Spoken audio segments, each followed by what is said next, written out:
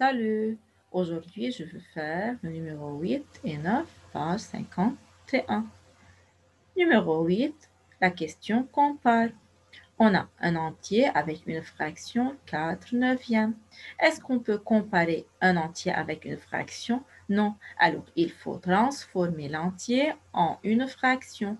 Comment on peut transformer un entier en une fraction? Tout simplement, il faut mettre 2 sur 1. Et il faut multiplier 1 par le dénominateur, c'est 9.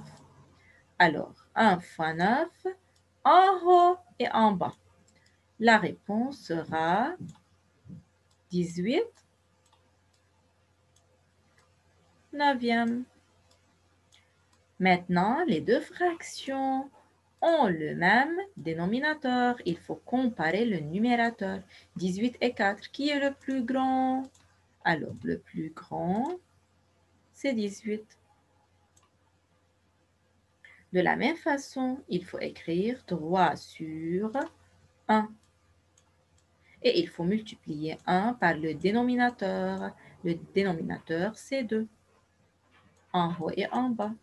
3 fois 2, la réponse, c'est 6 demi.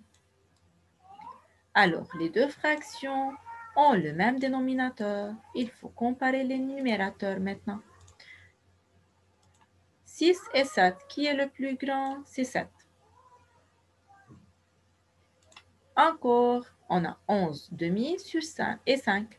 5 sur 1, il faut multiplier 1 par 2, en haut et en bas. Alors, 5 fois 2, c'est 10. 10 demi. Alors, les deux fractions ont le même dénominateur. Il faut comparer les numérateurs, 11 et 10. Qui est le plus grand? C'est 11, tout simplement. Maintenant, le numéro 9. Complète. Regardez mes élèves. Tout d'abord, il faut remplacer 1 par le dénominateur qui est 13. Alors, 13 sur 13. Maintenant, alors, toutes les fractions ont le dénominateur 13. Il faut tout simplement écrire les numérateurs. Maintenant, un entier ou bien un nombre qui est plus petit que 9, par exemple, 8. Tu peux écrire 7, 6, 5, comme vous voulez. Maintenant, 9, c'est plus petit qu'un nombre, par exemple 10. 10 est plus petit que 13. Maintenant, 13 est plus petit que 14. 14 est plus petit que 15. Voilà, c'est tout. Maintenant, on a un quart plus petit que des fractions qui ont le dénominateur 8. Alors, tout simplement, il faut transformer 4 à 8. Comment on peut multiplier 4 par 2 en haut et en bas? La fraction sera 2 huitièmes.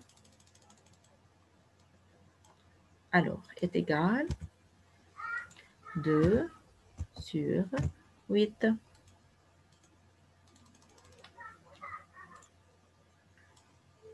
Encore, il faut remplacer 1 par le dénominateur. Le dénominateur, c'est 8. Alors, il faut écrire égal 8 sur 8. Maintenant, je veux un nombre qui se trouve entre 2 et 8. Par exemple, 4, ou bien 3, ou bien 5, ou bien 6, ou bien 7, par exemple. Maintenant, 8, c'est plus petit que 9. 9, c'est plus petit que 10. C'est tout. Merci pour votre attention.